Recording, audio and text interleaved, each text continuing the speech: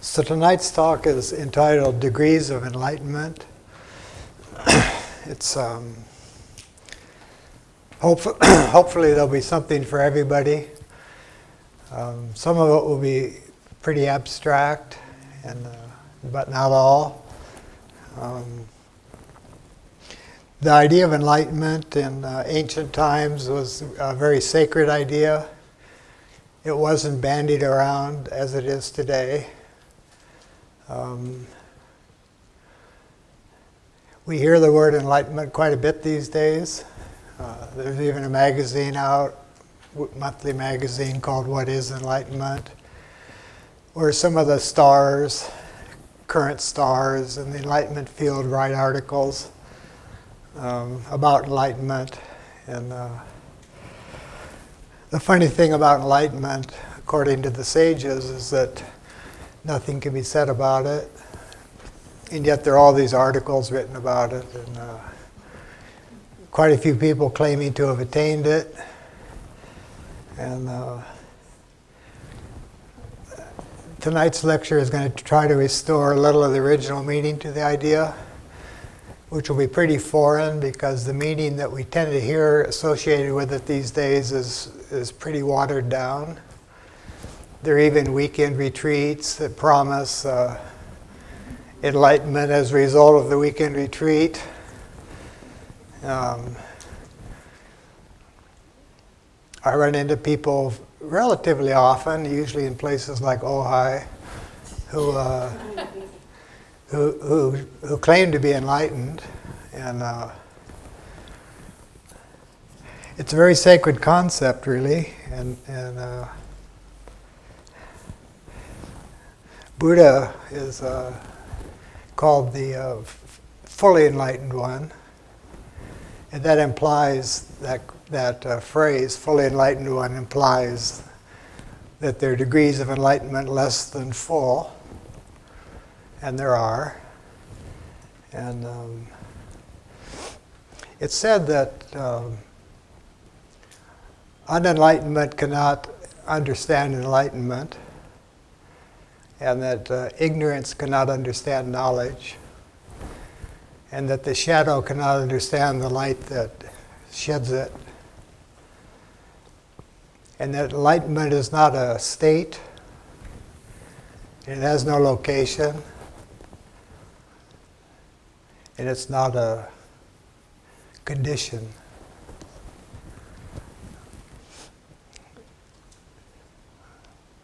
As some of you have heard me say many times, the book of Ecclesiastes says that there's nothing new, nothing new under the sun.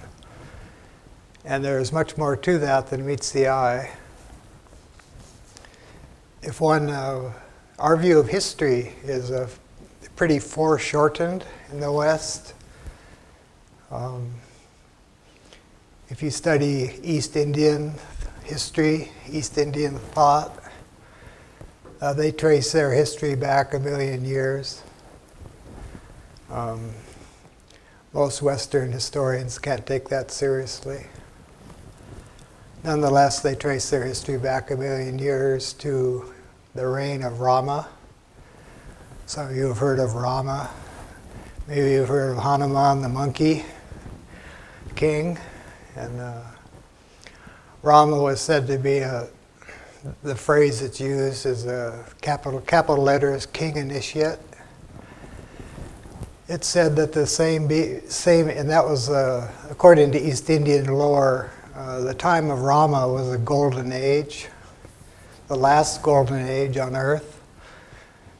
Hasn't been one since. It's said that the being who was Rama is also the being who was Krishna, which was roughly 5,000 years ago. And these beings, like that, such beings, and then you could think of Buddha, the fully enlightened one. Rama and Krishna were said to be what they call avatars in East Indian thought.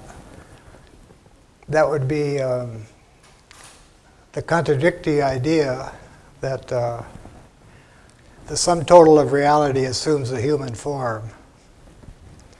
and is walking around on earth as Rama in one case, as Krishna in another case. Then we have Buddha, the fully enlightened one, who is neither a Rama nor a Krishna, and yet he was the fully enlightened one. So Rama and Krishna were greater in their quote-unquote enlightenment than the Buddha, who was the fully enlightened one. So the degrees of enlightenment pretty much go off the chart of what we can imagine in our collective lack of enlightenment. Even though the unknown can't know the known, and the ignorant can't know the knowledge, and the shadow can't know the light, it's taught in the old traditions from which most of this lecture will be taken, that every single human being alive, or who has ever been alive or who will ever be alive, every single human being has deep within themselves something called bodhicitta.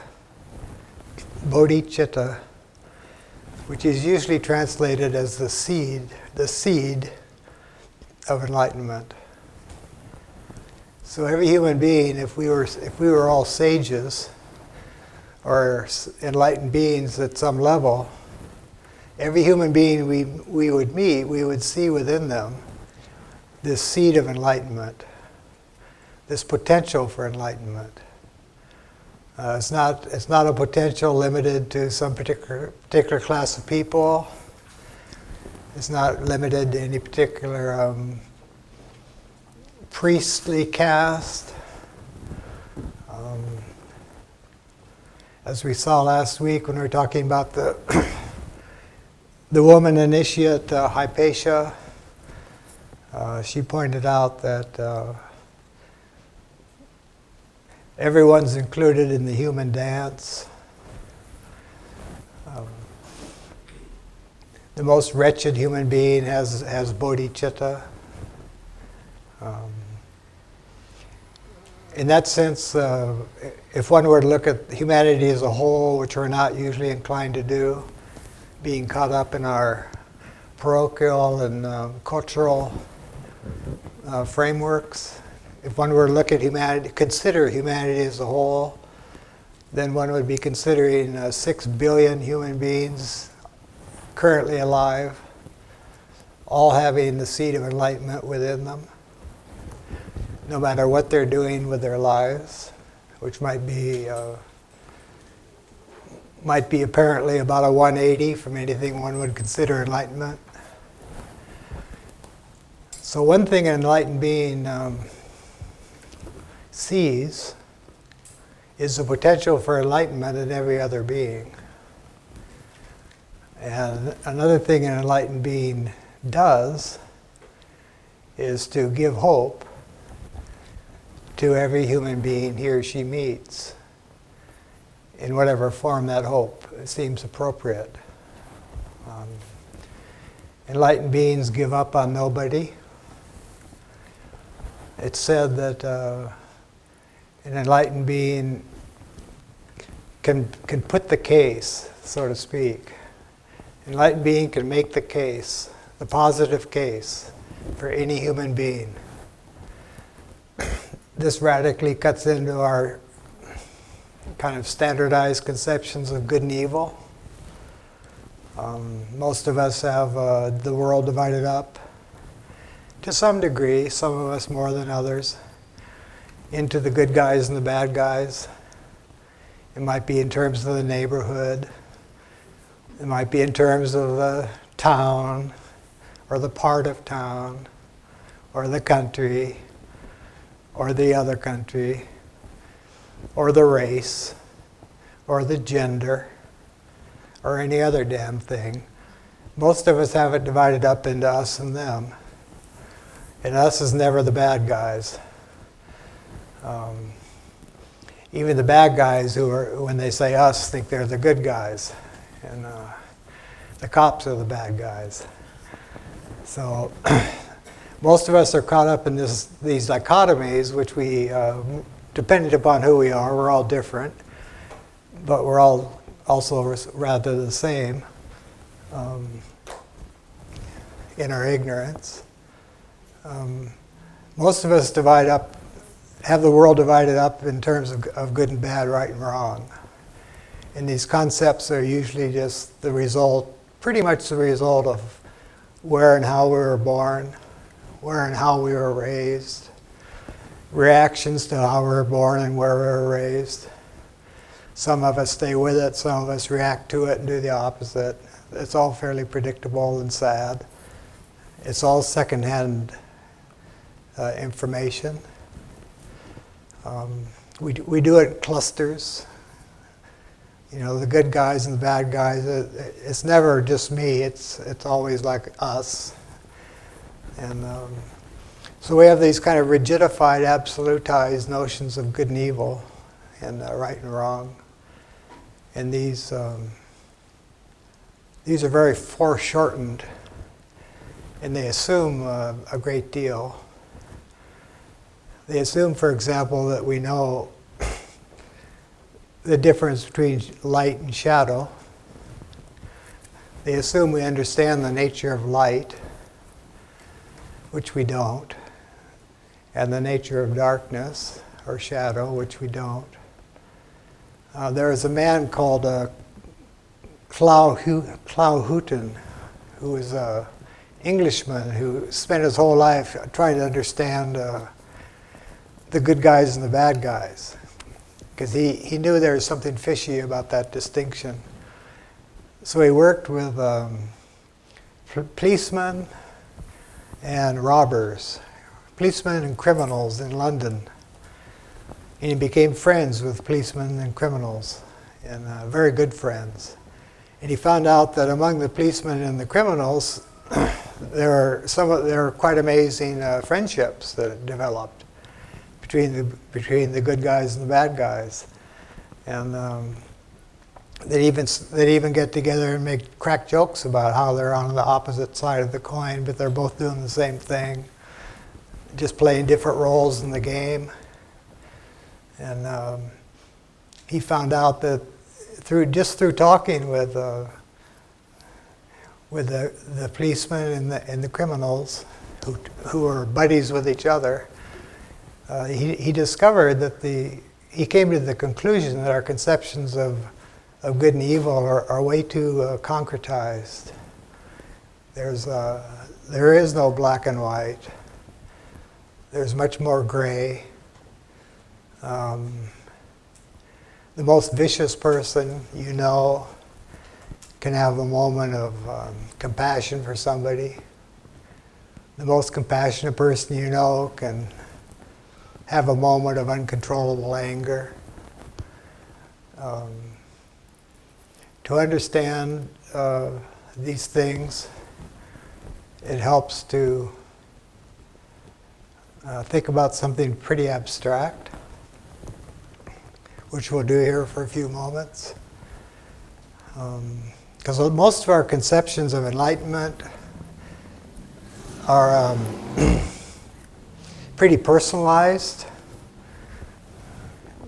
If we think we want to be enlightened, then it's got to do with us personally. I want to become enlightened. If we think somebody else is enlightened, it's got to do with them personally. Oh, that person's enlightened.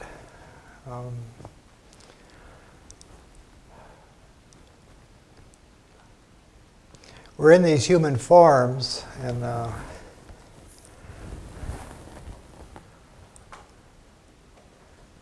we're at the mercy, pretty much, of their senses. So we grow up, we're born, and that's a shock. Most of us don't remember it, but it was quite shocking. We cried. We cry coming in. We're not real happy about it. Caught again in a human form. Caught again on the wheel of what Buddha called birth, sickness, old age, and death. The facts of human existence that Americans in particular try to pretend don't exist. but which Buddha said are the facts of human existence: birth, sickness, old age, and death. And you could add ignorance. Birth, sickness, ignorance, old age, and death. Ignorance meaning non-enlightened. Doesn't mean we don't have a PhD in some subject. I can have 20 PhDs and be ignorant from the standpoint of enlightenment. If enlightenment had to do with education, we'd have all kinds of enlightened people around. So we have kind of a foreshortened, personalized view of enlightenment. And we have a rather personalized, foreshortened view of ourselves and of our own lives. And most human beings, I'm not talking about necessarily those of us in this room, but just human beings in general. As Shakespeare said, most human beings, their life is about getting and spending. That's Shakespeare. Most human beings, it's about getting and spending.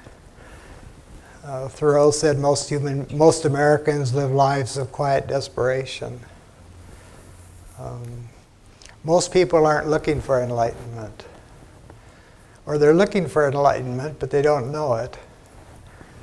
They're looking for something that's going to make them feel okay. And as one of the songs says about love, they're looking for love in all the wrong places. But almost every human being, as the Dalai Lama repeatedly points out, almost every human being is looking to be happy. And the problem is we don't know how to do it. And that's because we're not taught how to think. Our educational system does not teach people how to think. It doesn't even encourage them to think. It encourages them to memorize and regurgitate information. It encourages them to be the human equivalent of a tape recorder. So we have people coming out of colleges who, if you ask them why of some opinion they have, they won't be able to tell you because they haven't thought about it. They've just received, it's called a received opinion. In ancient India, ancient Greece, ancient Egypt, if we were born back in any one of those cultures and raised, we would have been raised with the idea that to be a human being is to be a thinking being, and therefore the most important thing we can do as a human being is to learn how to think. Because it's only through thinking that one can find one's way through the maze of human existence, especially in a time like ours, when people are inundated during almost all their waking hours with what's called information overload. TV, just constant sensation coming at you, radios, just all the clutter of daily life. This is all goes in through the five senses. And it pretty much determines who we think we are and what we think we are.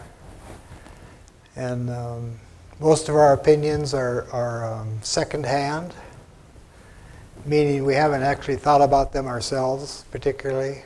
They sounded good to us, sounds good to me, so we go with it, And you have millions of people who are carrying around ideas that sounds good to me, or they're carrying around an idea because somebody that they think should know what they're talking about said so. Well, so-and-so said so, so it must be true. And so-and-so can be whoever that person chooses to put in the position of having the ability to tell them what to think. So most human beings aren't thinking for themselves, they're looking to other people to tell them what to think. A lot of people will tell you what's going on in the world, for example, today, in terms of, they'll tell you something, what's going on in the world, and you'll ask them how they know that, and they'll say, because they heard it on the news. So therefore, it's what's going on today. They ought to know. Of course, what they don't tell you is the guy who's telling you what's going on today on the news is reading a teleprompter. And what's on the teleprompter, the guy reading didn't write. And the guy who wrote it probably was told what to write. And then now you're getting into where the power is. Because there's a lot of power in, quite obviously, if you control a media network and you have a nation of people that doesn't think, then there's a lot of power. You can get them to buy just about anything, literally and metaphorically buy. And none of this would be the case if people were thinking, were taught to think. We're taught to think. The best teachers don't tell people what to think. They ask them what they think. Socrates, he never told anybody what to think. He'd ask them what they thought. They'd tell him. He'd show them what was wrong with what they had just told him, and then they'd try to make a case for it, and he'd show them once again what was wrong with what assumptions they were making. How do they justify their assumptions? And then they'd try to justify their assumptions, and he'd show them what was wrong with the further assumptions. And this was called the dialectic. And the result of it wasn't knowledge. The result of it was a keen awareness of one's ignorance. A keen awareness of one's ignorance, which Socrates said is the beginning of wisdom. So most human beings, if they want to move toward enlightenment, which is not different from wisdom, most human beings, if they actually wanted to move toward enlightenment, they'd have to go through the agony of actually realizing, as opposed to hypothesizing, actually realizing that the extent of their own ignorance. Ignorance of what really is good, what really is evil. What is reality anyway? What's death about? What's the purpose of human existence? Why am I here? What the hell am I doing? Especially since I know this body's only going to last a certain length of time, and I don't know how long. Some of us might have another 40 years, some of us might die on our way home tonight. We don't know. Now, if we were Buddhists, Buddhist children, 12, 13, 14 years old, being brought up in a Buddhist household, we'd be told to meditate, not in a literal way, but just think about the fact of our own death, which sounds kind of morbid, especially to Americans. But death is one of the key facts of life. So if one thinks about it and comprehends that it actually is something that one is going to experience, it rearranges one's priorities. Certainly if one realizes furthermore that the time of one's death is utterly unknown, a person might be a little less inclined to put things off, put the real stuff off for later. Well, when I retire, I'll give a little thought to that Enlightenment thing.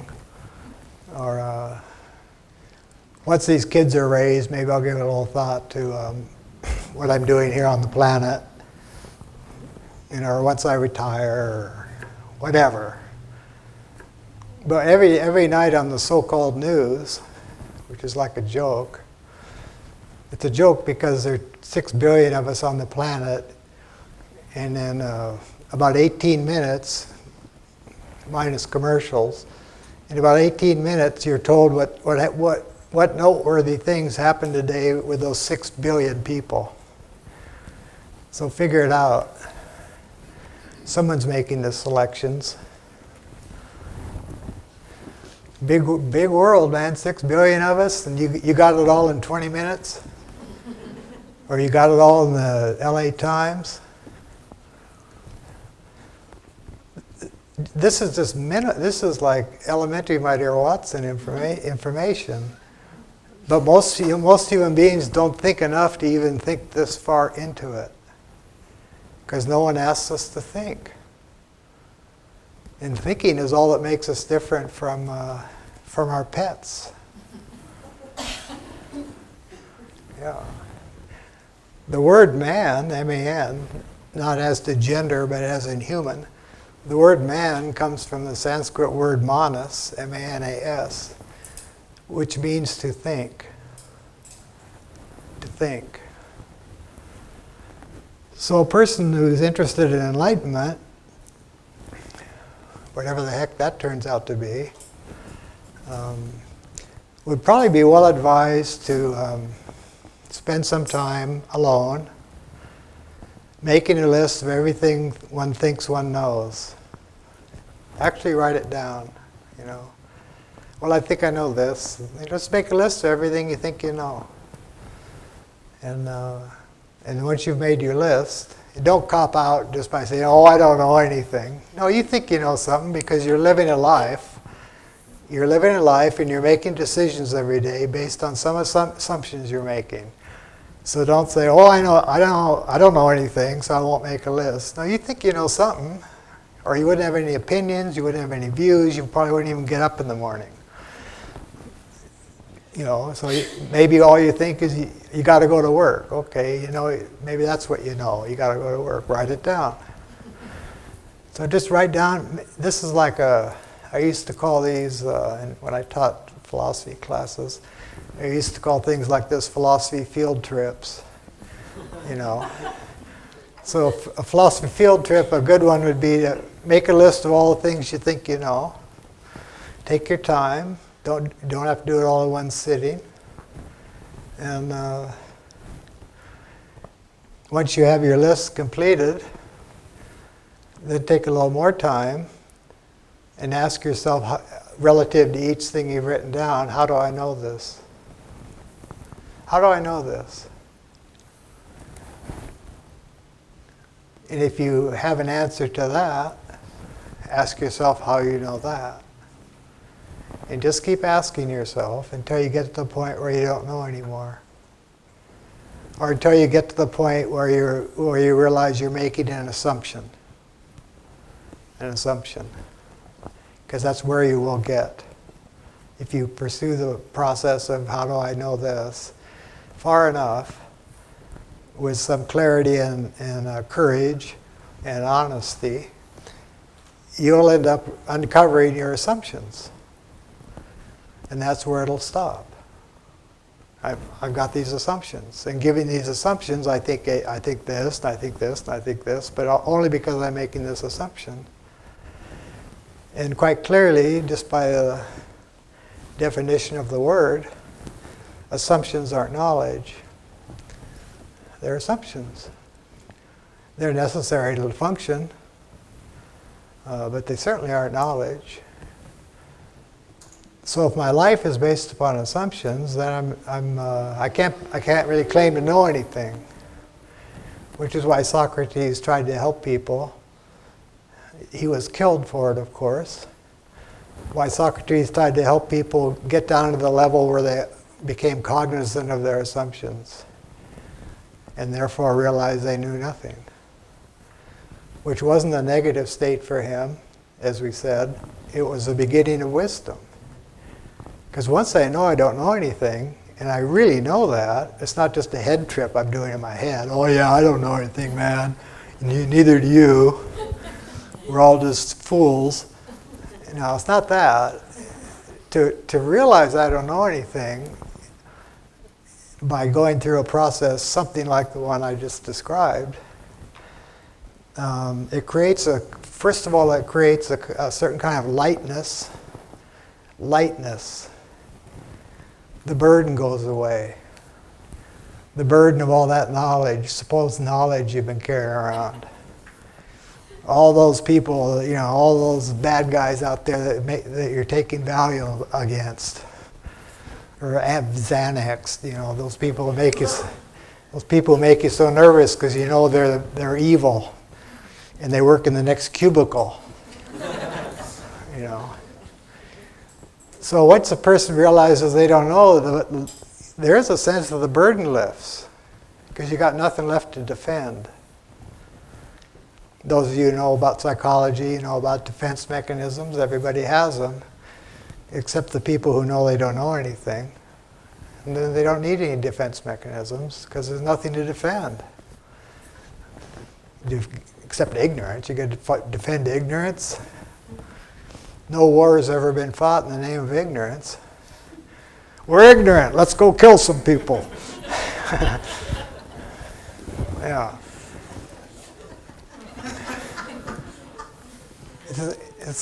See why Shakespeare wrote comedies? Yeah. It's insane. It's absurd. Just a little bit of thought, a little teeny bit of thought shows you how absurd the whole thing really is. So in order to be weird to other human beings, which is what history loves to chronicle, all the bad stuff, in order to be weird to other human beings, we have to think we know something about us and about them. And then once we're convinced we know something about us and about them, then we can justify slaughtering a few of them in the name of what we think we know. And they're doing the same thing back in terms of what they think they know. So the world's like a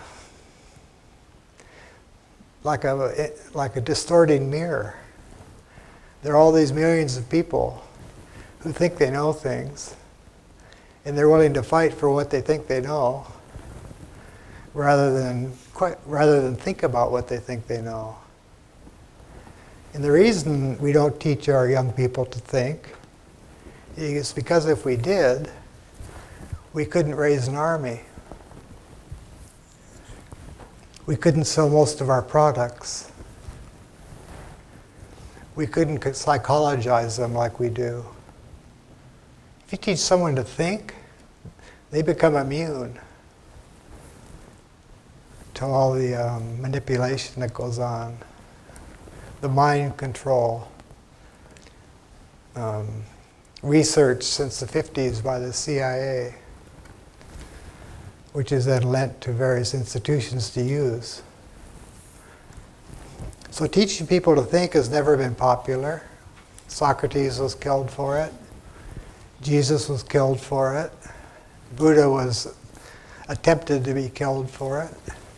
Hypatia was ripped limb from limb for it. So not only is thinking not done much, but if anyone encourages people to do it, they become the enemy. Try it at work, Well,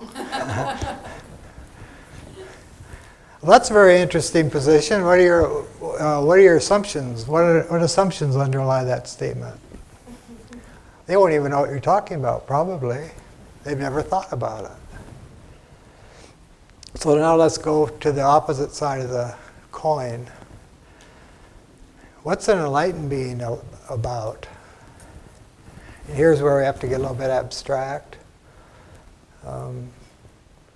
According to the most ancient teachings, which are no different from modern ones, the same teachings about reality can be found in every world religion, in the scriptures, I should say, of every world religion, not necessarily in how they're being practiced. But the same wisdom can be found in every world religion, in most great philosophers. There's an amazing book. I mean, if you want to try to check this claim out, there's an amazing book. It's a big, thick paperback called The Unity of All World Religions. The Unity of All World Religions. and it's by a man named Das, D-A-S. And he just shows, he's not making any claims, he's just pulling things out of the scriptures of the different world religions and according to certain themes. And all the themes are present in every world religion. And they're all the same. This is talking about scripture now, not what people do with it later. Well, what was actually taught by the great teachers. It's all the same. And it's the same because if a human being is enlightened, especially at the level of a Jesus or a Buddha or a Muhammad or a Krishna or a Lao Tzu or a Confucius or a Pythagoras or a Plato, if a human being knows reality to whatever degree, but say to the degree of beings like I just mentioned, they don't know different things. They all know the same thing. Because reality is just one thing. It's not determined by culture. It's not determined by time. It's not determined by what we think it is. It just is. And it's changeless. It's changeless. That's why wisdom is said to be changeless. So what a wise being knew 1 million years ago, say a wise being at a certain level of consciousness, knew 1 million years ago is the same thing a wise being at the same level of consciousness would know today. And the closest we can come maybe to grasping something of this universality and eternality of wisdom would be just to think about something not really simple, but as simple as, say, mathematics, where the answers to the equations or the problems are the same everywhere. It doesn't matter if you're black, white, green, yellow, Catholic, Protestant, atheist, Russian, Spanish, Norwegian. 2 + 2 = 4. If you're studying physics, which is closer to spirituality than any of the other sciences, if you're studying physics, it comes out the same everywhere. Reality is the same everywhere. The speed of light's the same everywhere. Particles act the same everywhere. A linear accelerator at Stanford doesn't say something different from the linear accelerator in Switzerland. So even on these mundane levels, we can see that reality is the same. What isn't the same is the stuff that doesn't matter. What isn't the same is the stuff that doesn't matter very much. It's what's the same that matters. I know people who go into a collection of people and they look for the similarities rather than the differences. That's another good philosophy field trip. You know, when you're with a bunch of people, are you noticing the similarities or are you noticing the differences? The similarities are greater, but only if you can see beyond the surface.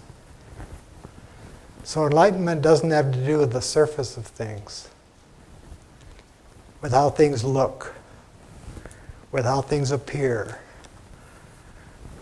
Enlightened beings don't have a certain look about them. They're not walking around in togas. You know, they're not walking around in yellow robes. God, the Catholics, when they're sending their missionaries to India in the 18th century, they dressed them up in yellow robes, pretending they were Buddhist monks. You know, so yellow robe, anyone can put on a yellow robe, even a Jesuit. This is a matter of record, by the way. So an enlightened being, as we said at the beginning, unenlightenment cannot understand enlightenment. And, I'm not enlightened, so I don't understand enlightenment. But I've read some things about it, allegedly written by people who knew about it. And one thing they say is that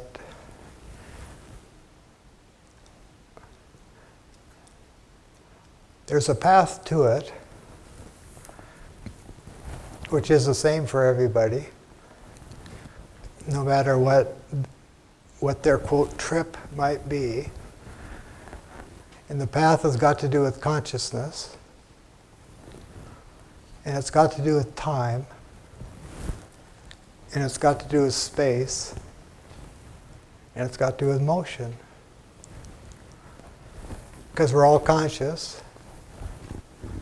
We all exist somewhere, space, some space. We're all going through changes, motion, during some time. Like most of us look at our watch and think we know what time it is. Some people let their watch tell them when it's time to eat rather than their stomach. You know, they just had a huge meal, but they look at their watch, time for dinner. Okay, I guess I better eat. Yeah. So enlightened beings are free of limited conceptions of space, time, motion, and duration. And it's said that if people like us want to do something other than get and spend, or live lives of quiet desperation, or get taken in by some New Age guru who promises us some glittery astral experience if we spend $1,500 for a weekend retreat. If we want to do something real, it's said, then it doesn't hurt to, even though we're not really far enough along to pull it off, it doesn't hurt to spend some time alone, and this is scary to a lot of Americans, spend some time alone, quietly alone, no TV, no stereo, no MP3, no nothing, just you, and think about concepts like absolute abstract space. Absolute abstract space. Space with nothing in it. And if one can think about that long enough, one might get a feeling that there's something there that precedes space as we know it, that precedes space with things in it. This absolute abstract space exists whether there's a universe or not. Absolute abstract motion. Motion with nothing moving. Motion with no objects. Kind of like the subtle, very subtle motions in the depth of the ocean. Motion with no objects moving. Unconditioned consciousness. Think about consciousness with nothing in it, with no object. Consciousness of nothing, just consciousness itself. If a person thought about these things, it said, and it's very difficult to think about these things, so if you try and find it difficult, you're right on track, it is difficult. You say, why the hell should I do that? I mean, what's that got to do with anything? Absolute abstract space, absolute abstract motion, unconditioned consciousness, what's that got to do with anything? It's got to do with enlightenment. That's what it has to do with. Because fully enlightened beings live in absolute abstract space, absolute abstract motion, unconditioned consciousness. This is why it's said that a human being who can overcome Maya, M-A-Y-A, which usually gets translated as illusion, can overcome Maya, who can gain wisdom, and who can gain self-realization. Overcome Maya, gain wisdom, gain self-realization. It said that a human being who does those three things, which are really one thing, but they can be separated out for purposes of contemplation. A human being who does those three things can begin to comprehend the magnitude of what full enlightenment might be. Now, if we overcome illusion and we gain wisdom and we gain some self-realization, that's what most people call enlightenment. And that's what sages call the stage where what enlightenment is might be vaguely apprehended. It's just the beginning. It's just the beginning. A person who is, like most of us, identified with a name and a form. You know, we say, "Hi, I'm so-and-so," and we point to ourselves, "Yep, this is me." Buddha said one of the first steps in moving toward enlightenment is to overcome the attachment or identification with name and form. That sounds pretty simple. You know, like, well, okay, I'm not Barrett. Barrett's just the name for this form that somebody gave it. You know, somebody started making that sound toward this little baby body. Barrett, Barrett, you know, sound, and then touching it at the same time. Barrett, Barrett. So then at some point in time, the little baby who's had that done to it points to itself and says, "Barrett, Barrett."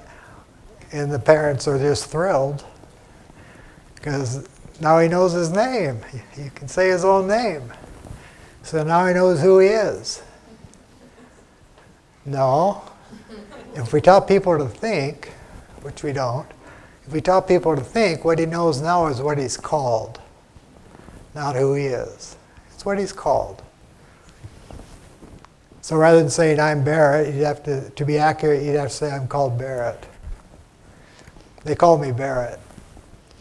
You know, call me anything you like, and you know. And we identify with these sounds. I mean, it's much more dimension to this than we might think if we don't think about it for a while. We identify with these sounds because when we hear these sounds, we turn our head and look. Someone says your name, and you hear your name. That's me. Yeah. Now you don't want to start talking this way to people. You know, like, "I'm not really so and so. It's just what I'm called." You know, because you know you're treading on painful territory there. You start talking that way too much, and you'll start understanding why Socrates was ostracized. So you can't share this kindergarten information with anybody. Then the other thing we identify with even more so than our name, because we can change our name if we don't like it. You know, go to court, change your name. You know, I want to be Horatio. Okay, you can do it. You can legally become somebody else. You know, I know people. I know one person who's changed her name 5 times, and every time nothing changes but her name. She's always expecting something significant to happen.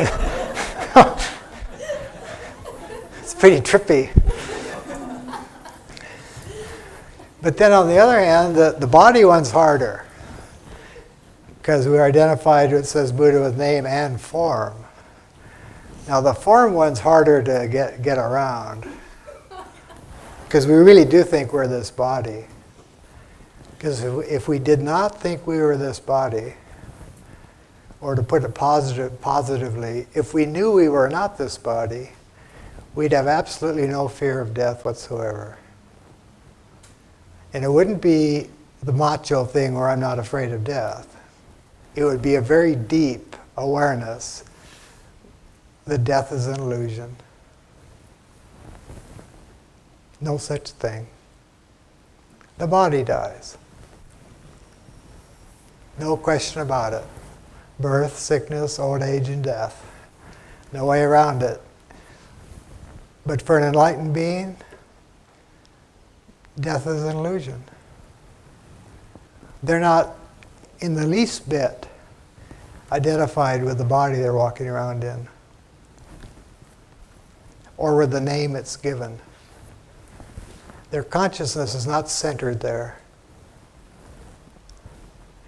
But the body they're walking around in is walking around in a certain set of situations, with a certain set of responsibilities, and a certain set of duties. And the enlightened being will carry out those responsibilities and duties with a light touch, because they're there to be done, but there'll be no identification with it whatsoever. They're not into it. They aren't their job. They aren't their house. They aren't their kids. Proud parents of, proud parents of this, proud parents of that. Really? Too bad you can't be proud of yourself. You played it off on your kids. Yeah. Now another thing it said that we can all try to do, that isn't enlightenment, but it's just a step toward it. We all have these tendencies, emotional, mental tendencies, that sometimes become a bit of a pain in the neck. There's a class of beings that we don't get taught about. Physics talks about them, but only from the standpoint of physics. But they have particles that kind of correspond to what I'm about to mention. But all the old schools of thought talk about something called elementals. And elementals are basically points of light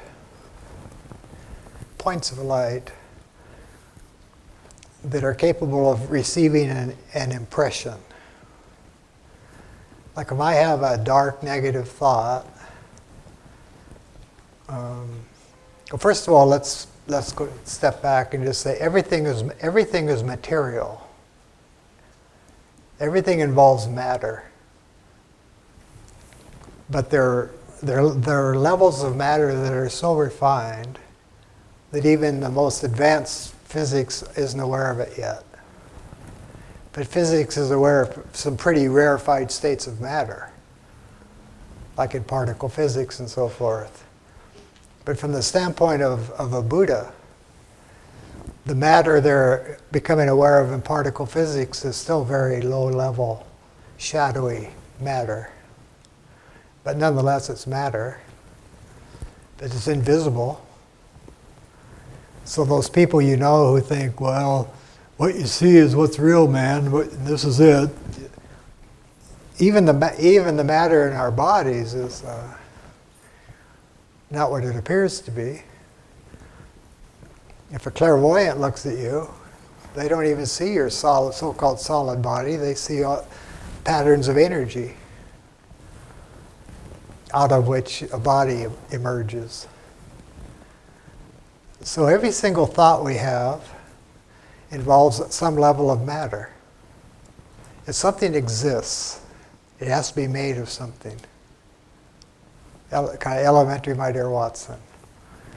If something exists, it has to be made of something. We know this clearly in relation to physical objects, but the same is true of mental objects. If you have a thought, it has to be made of something. What's it made of? Elementals. You have a feeling, it has to be made of something. What's it made of? A certain level of elementals. Or matter. Matter. Thinking, certain level of matter. Abstract thinking, higher level of matter. Concrete thinking, lower level of matter. It's both matter. What kind of thinking I'm doing is making impressions on some level of matter. The hippies kind of knew this intuitively when they talked about vibes. People having vibes, good vibes, bad vibes. You're giving off bad vibes, man. Giving off good vibes, man. Well, that's experienceable. So the thing about being human is that we can actually, if we're interested in moving toward this enlightenment, we can actually choose the kinds of impressions we want to make on the matter with which we're involved. We're the ones making the impressions. That's why karma is real.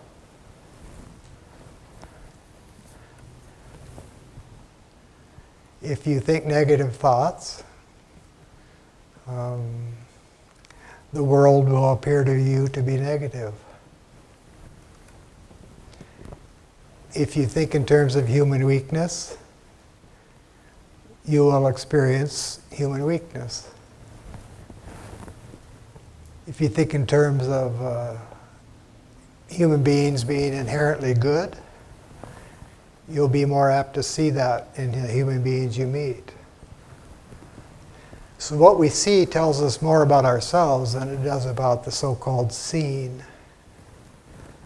Given that we don't know, what we see is just a reflection of our own thinking. Which is why we kill the Socrateses and the Jesuses and the Hypatias. Because we don't like the mirror. We don't like the mirror. So it's possible if we wanted to start moving in a direction, and any real teacher will tell you, if you're interested in enlightenment, whatever that is, any real teacher will tell you that if you're really interested in it, this is a good place to start. Just start. But no real teacher is going to tell you that you're going to become enlightened in this lifetime. Or if a real teacher does tell you that, then you're extremely advanced already. But most of us, if we took it seriously and decided we want to move in that direction, it'd be a good idea. But we're kind of starting with little baby steps. And one of the things a person can do, and we all do it anyway, even unconsciously, is these elementals that form that perform most of our functions can be trained. And a good example of this is when a person learns to drive a car. Once they've learned to drive a car, they can find themselves on a journey, and all of a sudden they'll realize that an hour has gone by and they haven't even been aware of the fact that they were driving. But their driving's been being done. No accidents have been gotten into.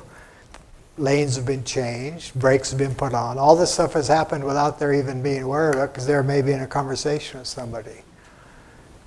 But they trained a certain class of elementals well enough so that driving could be turned over to them. Now what the sage is someone who's trained classes of elementals so that everything on this plane, in relation to mundane everyday life, is handled by classes of trained elementals. So the being himself or herself is free to contemplate and ideate on things like universal compassion, on the humanity of the future, creating once thought is separated from name and form and the world, and it can be sustained, separated from name and form in the world, it will find itself on a plane of matter, which is where the matter is, so to speak, very plastic and can be molded by sustained thought. And this is the level on which sages operate. It's like they put forms into the highest level of matter that may 1,000 years later slowly condense down into happenings on the physical plane. This is why the future is seeable. I mean, there are a lot of charlatans, but there are non-charlatans as well through history who have accurately seen the future. Well, how do you see the future if it isn't already there? It is already there. It's been put there, not in detail, but in what you might call prototypical ways. The humanity of the future already exists. And we're all hopefully going to be a part of it.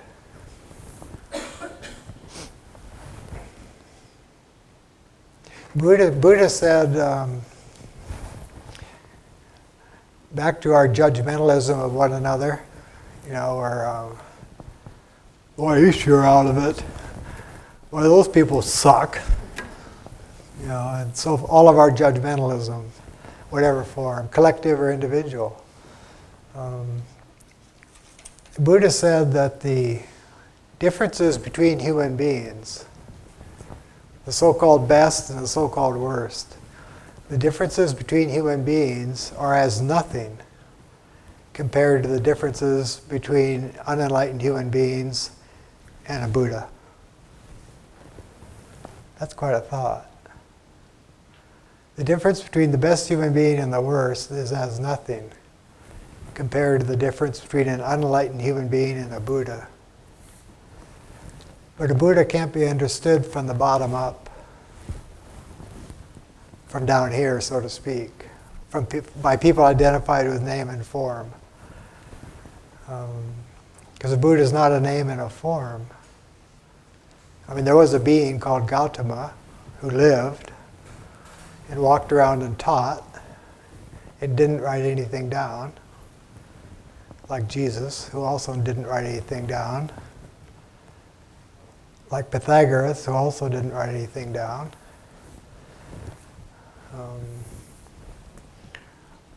Buddha walked around the earth. The difference between him and us is like incalculable, he says, compared to the difference between the best of us and the worst of us. He walks around in human form, teaches. His teaching is still influencing people 2,500 years later. And he never died. But Gautama, that body with a name, that died. But the Buddha wasn't that body and that name. So the Buddha doesn't die. The Buddha also isn't born. A body's born and a body dies. So the Buddha is eternal. Same with Jesus, if you're into the Jesus mode. There's a body there with a name and a form. The form died. The being didn't.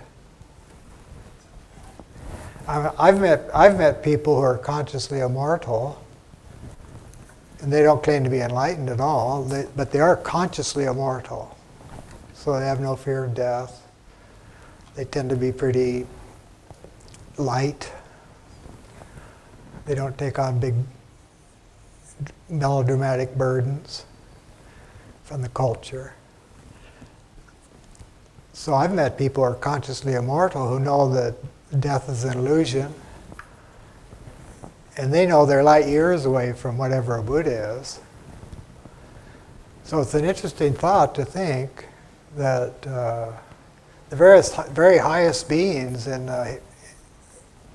even in so-called recorded history, have never ceased to be. So if you want to align your thoughts with Buddha, or align your thoughts with Christ, or align your thoughts with Krishna, feel free. They haven't gone anywhere. We just don't see these beings because we're limited in our sense perceptions, in our concepts.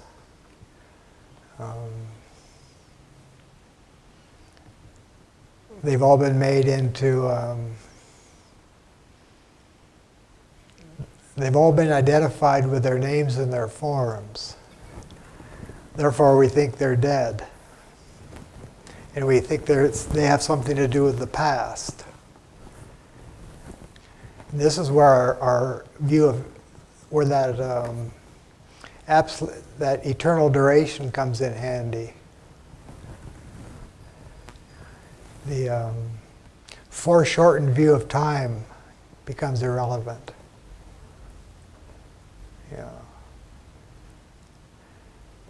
Because all these beings are Krishna says in the Bhagavad Gita to Arjuna, his pupil, he says, there is no non-existence for that which exists, and there is no existence for that which does not exist. So if the fundamental variable of reality is boundless wisdom, or if you like, a more neutral metaphor, if the primal factor of reality, capital R, is pure light, but there's no such thing as pure light divorced from intelligence. Not human intelligence, but cosmic. If that's the ultimate reality of things, then that's the ultimate reality of things, whether we're bound up in suffering, ignorance, and death or not. And that ultimate reality of things exists. And there's no non-existence for that which exists. So that boundless wisdom exists. It's never not existed. It's what enlightened beings come to know. And it's said that what the world as we know it is Maya, or illusory. Doesn't mean it doesn't exist. It's just not what it seems.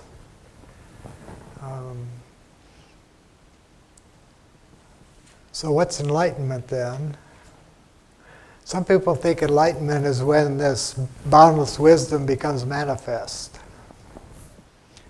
And other people think enlightenment is when this Maya goes away. And both views obscure what enlightenment is. Because nothing goes away, and nothing comes into existence.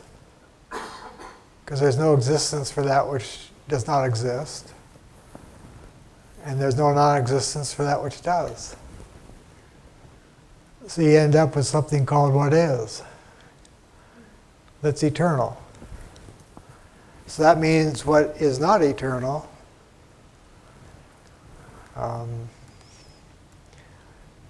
is the problem. What's not eternal is the problem.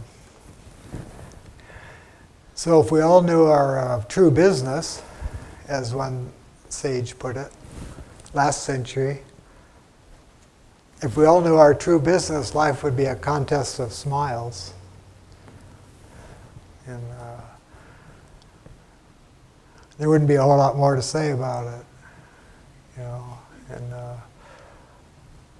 it's pretty incredible to think, but this won't go over if you go to church, for example, and announce that Jesus didn't die, but he didn't, and Buddha didn't die, and none of these people died, and none of them had a beginning. So the reality of things is boundless wisdom, or as Buddha put it, endless compassion. And it's said that if we want to move toward enlightenment, sages say, if we want to move toward enlightenment, the first thing we have to start doing is trying to help other people. Not by being do-gooders, but just by simple things like discouraging the use of phrases like, I can't, or phrases like, it's impossible, or phrases like, I won't. Because all of those deny the reality of the possibility of change. When a person is up against a mental blank, you can just show them what they can do in this very moment to take the very next step, because there always is one. There always is a next step one can take. It may not be the step one wishes to have available, but then that gets into one's likes and dislikes, which sometimes aren't too relevant to what's occurring. But there's always a next step that can be taken, or a next point of view that can be taken. Everything's fluid. The more fluid we can make our minds, the more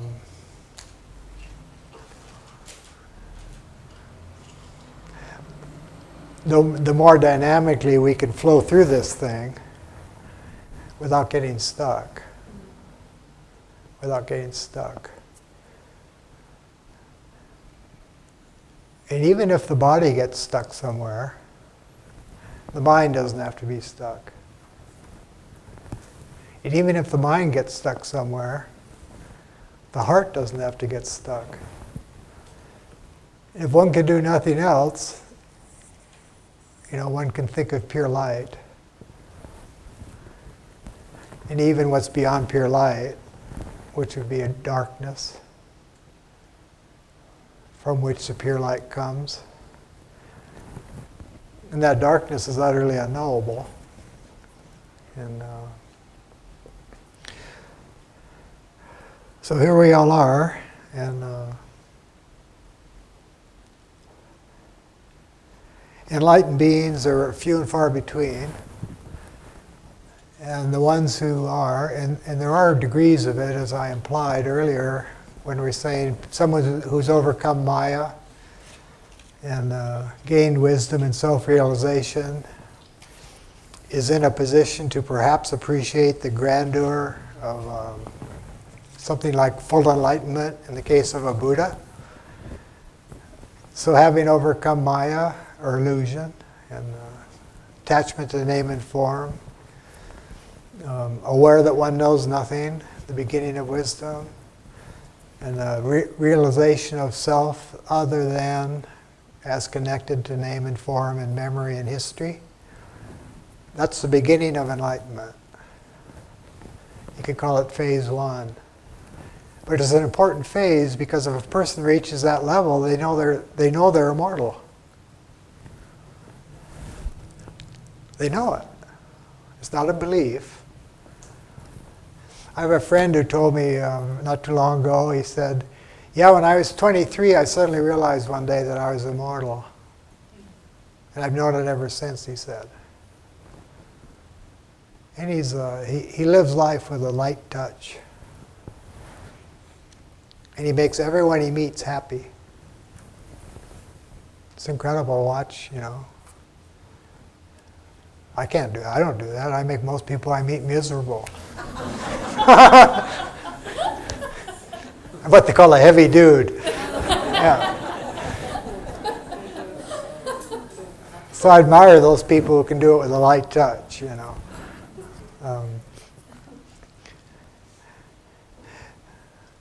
So I guess I'd like to end on the idea that the teaching that which comes from an enlightened being, that if we can work in the direction of being able, in theory at least, to make a good case for every single human being we meet, then we're moving in the right direction. And start thinking in terms of the whole instead of the parts. In terms of the depth instead of the shallows. And sounds kind of corny, but every human being you meet is an immortal being in an obscured state. Enlightenment simply knowing what's been the case all along. Bunch of immortal beings. You want to know all the various possibilities of what these immortal beings can do? Read the works of Shakespeare. It's all there.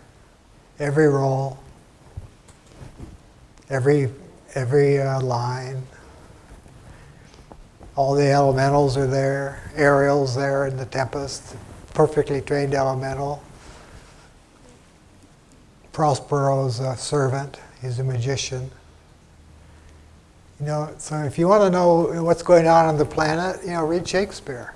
It's all there. You got all the roles are there. There aren't any others. You know, a lot of people are just in the pit, you know, hanging out. But then some people get speaking parts, you know. Some people are just part of a big army somewhere, you know. Yeah. What role are you living? What role am I living? Well, right now I'm living the role of giving a talk on degrees of enlightenment. No, I want the corresponding Shakespeare character. Well, the corresponding Shakespeare character.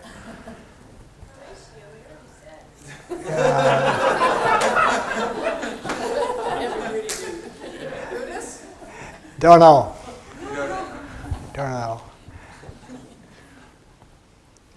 Something that's tragicomic. Yeah. A blurred, some kind of blurred role. Blurred, yeah. So I guess the best maybe we could do on a topic like this is just be humble enough to know we're probably not enlightened. And that the beginning of wisdom is knowing one isn't, which is a huge step, as I said earlier. You know, if you can really see that you do not know anything. As I said, a kind of a weight goes away, but also what accompanies this knowing I don't know is an incredible curiosity about things. Gets ignited. And that's what Christ called the child state. So if a person gets to the point where they know they don't know, they can become like children and just be incredibly curious. You know, it doesn't have to go away at age 6. The curiosity stops, unfortunately, when they hit the school system. It's a shame, isn't it? You know, it just stops. But it's there in spades until they hit the system. What's this? What's that? How does this work? How does that work? You know, what's this? Where do we go when we die? You know, where'd we come from? Where'd the sun come from? Just endless questions. You know, you just want to set them in front of the damn TV. Watch TV. Quit asking all these questions. We even do that in classrooms now. Just set them in front of the video, play a video. We don't want them to ask all these questions we don't know the answers to. I'd have to say, I don't know. So another teacher once said, practice saying, I don't know. It's really cool, because you just, once you know you don't, you can start saying you don't, and you just, makes life a lot easier, What's going on in the Middle East? I don't know. There are probably a handful of people who know what's going on in the Middle East. Handful. Yeah, the ones who planned it probably 35 years ago. Because the people, who are actually worldly wise, they're like chess players. They're thinking decades ahead. They're not thinking tomorrow. Yeah. Uh-huh. I'm wondering if you could say more about elementals as the sages would be able to, or from our end of it even, I don't remember your word, but like work with them, Work. train them, whatever you said, Training the elementals. so that they fulfill their own maintenance levels. Right.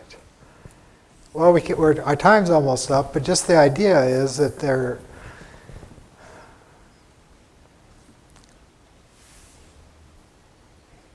matter, what we call matter, is permeable to thought. So if we direct our thought in a particular direction consistently, then that direction will begin to be able to do itself without our directing our attention to it. Like driving a car and not realizing you were driving it. Or someone who's mastered some musical instrument. There are times when it's playing itself, because they've mastered the elementals. I knew a spiritual teacher, who was a real spiritual teacher, who would,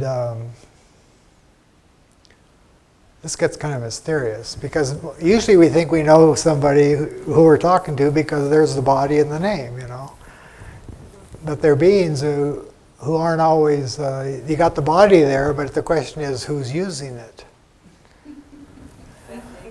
Who's using it? Or what's using it? And this gets into deeper water. But in the case of a wise being, an enlightened being, that enlightened being, even though he or she may have a body at the moment on the earth, that doesn't mean that that enlightened being's always in that body. They've trained the process, various levels of processes that can carry on the duties of that body. While the enlightened being, him or herself, is quite elsewhere. So they've trained a whole level of elementals, a whole class of elementals, to carry on all these necessary functions without any direction. What's the process of training? The process of training is concentrated thought. It's like asking, what's the process of learning how to play the piano? Practicing. Repetition, practicing, consistency. But here we're talking about it on the level of thought. It's harder there. Do you think they're conscious of the elementals and they're training the elementals? Some people are conscious of them, but other people are just training. Like if you learn to play the piano and you practice, pretty soon it gets easier and easier and easier. Why? Because you've trained a bunch of elementals how to do it. But when you first started, you were like all fingers. It's like, or learning how to drive a car. The first time, it's like the brake, the accelerator, steering wheel, the mirrors. It's all like chaos, you know. But pretty soon it's a cosmos. And these are just examples, but you can do it on higher and higher planes. But it takes the ability to concentrate the mind with some consistency in a particular direction.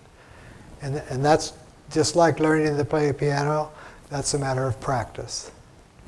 And most people don't have the time, either literally or because they won't take it.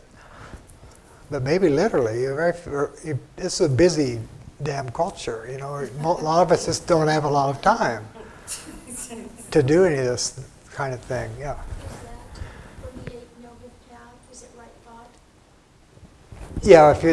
Yeah, the Noble Eightfold Path of the Buddha, right thought would be involved with this, yeah, that's right. Uh-huh. What can you say about the role of imagination in concentrated thought? What's the role of imagination in concentrated thought? It's fundamental. It's called, the Sanskrit word for it is Kriya Shakti. Kriya Shakti. And it means creative imagination. And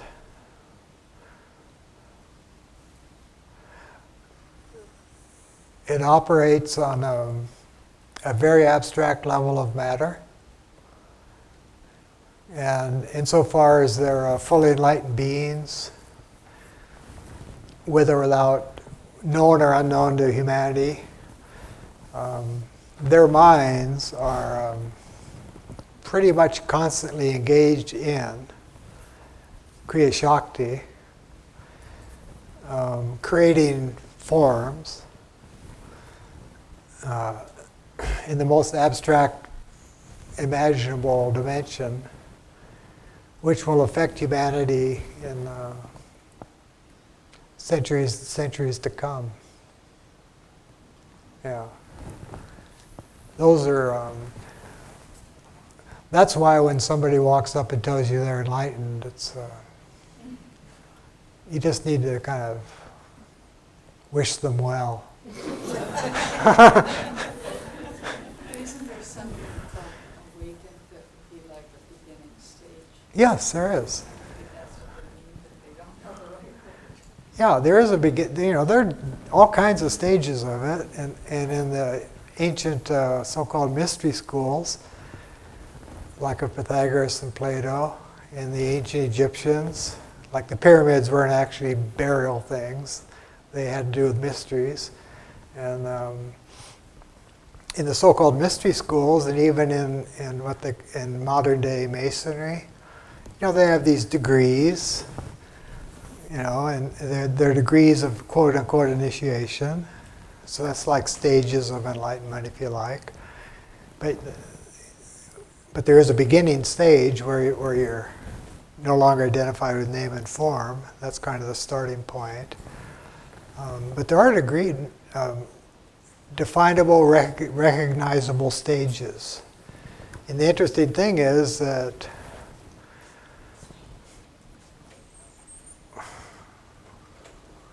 people who are in the same stage recognize each other immediately. There's that recognition that happens. And no matter where they are or if they've ever seen the person before. Like attracts like.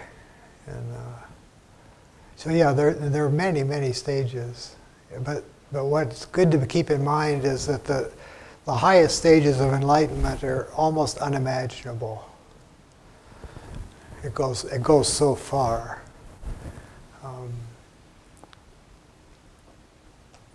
So it would be good to kind of return return a sense of sacredness to that word enlightenment, rather than having it be just some new age concept that gets bounced around. Because enlightened beings probably aren't writing books about enlightenment or going around giving lectures to people about how to become enlightened. How could Buddha, in 12 years, how could Buddha have reached a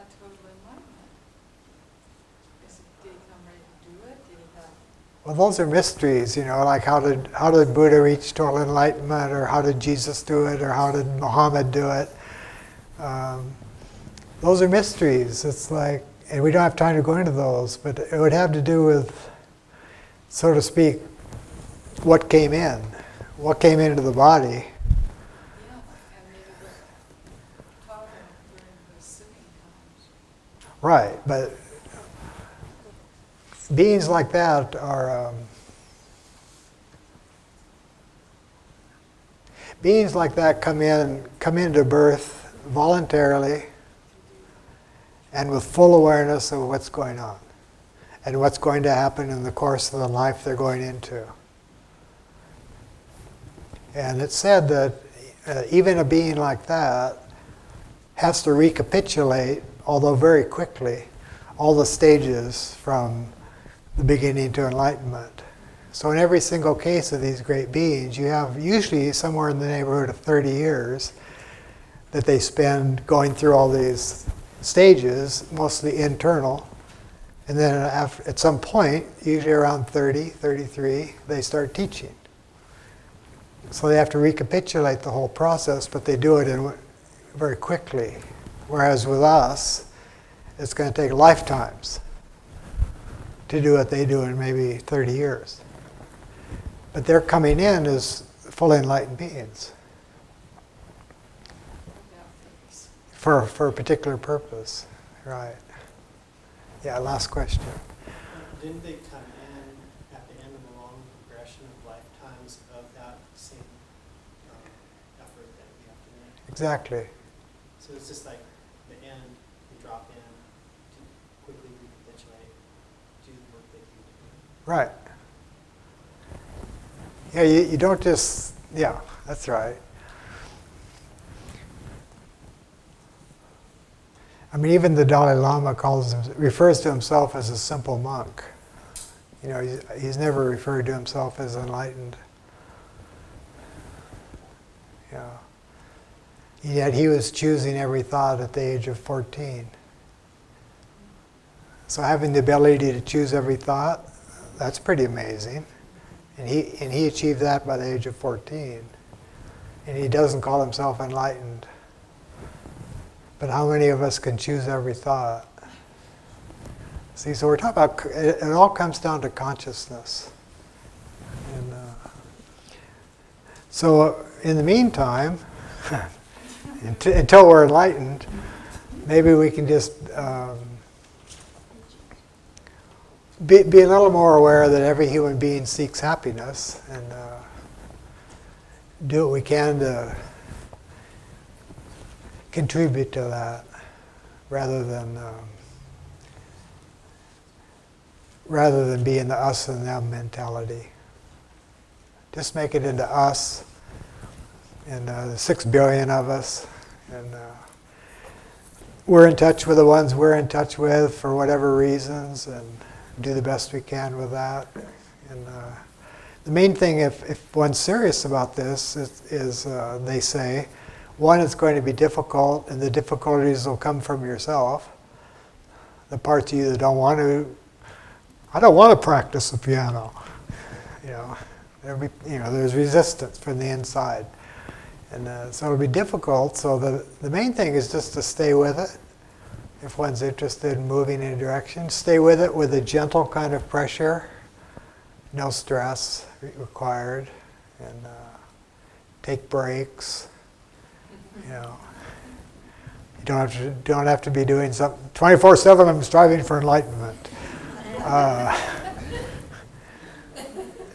So then, if you meet a real teacher and you're 24/7 striving for enlightenment, he might tell you, as the Chinese teacher said, cease striving and you will attain self-transformation. So they say that the path has to be entered, and that once it's entered, it's the treading of it is done without moving. Yeah. So, next time we meet, we'll be discussing a woman named Blavatsky, the third woman, amazing woman we've been talking about. And Thank you all for coming, and I'll see you again.